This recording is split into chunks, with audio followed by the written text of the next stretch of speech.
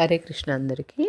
మనం భగవద్గీతలో శ్రీ భగవాన్ ఉవాచ అని నేర్చుకున్నాం ఈరోజు శ్లోకంలో. శ్రీకృష్ణ ఉవాచ అని ఉండకుండా శ్రీ భగవాన్ ఉవాచ ఉండటంలో ఏంటి అర్థం అనేది కొంచెం వివరంగా చెప్దాం అనుకుంటున్నాను. ఇక్కడ శ్రీకృష్ణుడిని భగవానుడు అని అంటున్నారు. అంటే 6 ఐశ్వర్యాలు ఎవరికైతే ఉంటాయో, 6 లక్షణాలు ఎవరికైతే ఉంటాయో వాళ్ళని భగవంతుడు అని అనవచ్చు అని శాస్త్రాలు చెప్తున్నాయి. ఈ 6 ఐశ్వర్యాలు శ్రీకృష్ణ పరమాత్మ దగ్గర ఉన్నాయి కాబట్టి మనం భగవంతుడు అంటున్నాం. దాంట్లో మొదటి లక్షణం ఐశ్వర్యం. ఈయన దగ్గర అపారమైన సంపద ఉంది. సర్వలోకాలపై అధికారం కూడా ఉంది. సంపద అంటే ఈయన భార్య లక్ష్మీదేవి సంపదలకన్నిటికీ ఆదిదేవత.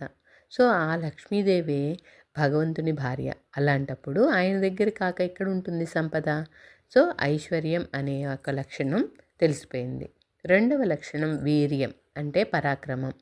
ఎవరికై లేని బలం, అపరిమితమైన శక్తి ఆయనకుంది. చిన్న చిటికెన వేలుతోటి గోవర్ధనగిరి అంత పర్వతాన్ని ఎత్తాడు ఆయన చిన్న వయసులోనే. సో ఇలాంటి పరాక్రమము ఆయన దగ్గర ఉంది.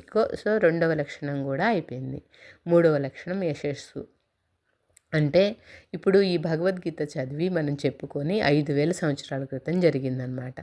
ఇలాంటి 5,000 సంవత్సరాల క్రితం జరిగిన ఆయన గురించి కూడా మనం ఇప్పటికీ మాట్లాడుకుంటున్నాం కదా. ఇంతకంటే కీర్తి ఏముంటుంది చెప్పండి? ఇంతకంటే ఖ్యాతి ఏముంటుంది? సో యశస్సు అనేది కూడా ఫుల్ఫిల్ అయింది. తర్వాత 4వ లక్షణం సౌందర్యం. ఎంత అందమైన రూపం అండి కృష్ణాది. ఎంత నీలమేఘ శ్యాముడు, జగన్మోహనుడు. ఎర్రని జుట్టు, నల్లని శరీరం, కమలాల వంటి కన్నులు, నెమలి పింఛము అలా ధరించి ఎంతో అందంగా ఉంటాడనమాట. ఆయన చూస్తూ ఉంటే అలాగే చూస్తూ ఉండిపోతాం మనము. సో ఇంత సౌందర్యవంతమైన దేహాన్ని కలిగి ఉన్నాడు కాబట్టి ఆయనకి 4వ లక్షణం కూడా ఓకే. 5వ లక్షణం జ్ఞానం. సంపూర్ణమైన జ్ఞానం ఉంది. ఎంతటి జ్ఞానవంతుడు కాకపోతే ఇంత మహత్తరమైనటువంటి భగవద్గీతను మనకు బోధిస్తాడు చెప్పండి. సో 5వ లక్షణం జ్ఞానం కూడా ఫుల్ఫిల్ అయింది. 6వ లక్షణం వైరాగ్యం అంటే లోకాలపైన ఆసక్తి లేకపోవడం. ఇప్పుడు కృష్ణకి ఎన్నో వేల మంది భార్యలు ఉన్నారు, 16,000 మంది భార్యలు ఉన్నారు, 8 మంది ఇష్టసకులు ఉన్నారు అని అంటారు.